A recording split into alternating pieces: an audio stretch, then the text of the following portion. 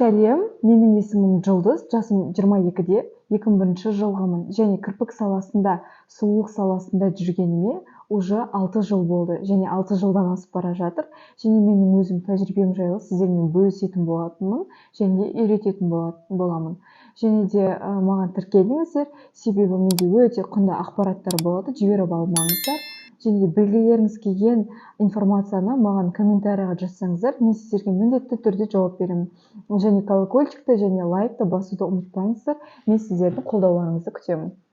Мен сіздерге қазір кірпіктің анатомиясы туралы айтатын боламын. Және де кірпік үшке бөлінеді.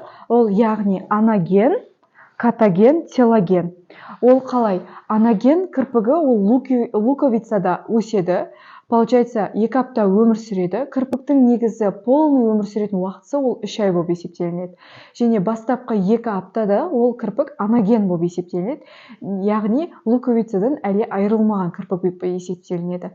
Және де екіншісі ол катаген. Катаген тоже 2 апта өмір сүреді. Ол момент уже луковицадан бөлініп атқан момент болып есептелінеді. Және телоген ол уже кірпіктің түсіп қалайын деп жатқан моменті болып есептелінеді. Ол моментте кірпіктер байқасаңыздар, өзімен өзі түсіп қалған кезде ол телоген болып есептелінеді. Және яғни қартайған кірпік. Оның орны уже новыйдан луковицадан басынан ранний анаген кірпігі шығады. Және кірпік телогеннің өмір сүру уақытысы ол 1 апта ғана. Сонда полный есептеген кезде біздің кірпігіміз 3 ай өмір сүреді. 3 айдан артық өмір сүрмейді.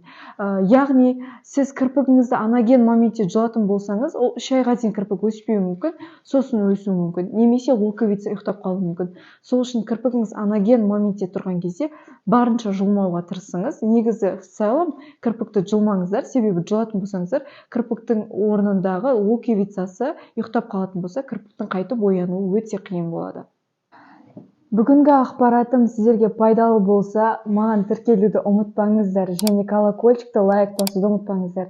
Және де тағы да не білгілеріңіз келеді, келесі тақырып қандай болғанын қалайсыздар, маған комментарийға жазып өтсеңіздер, мен сіздердің жауаптарыңызды ескеретін боламын.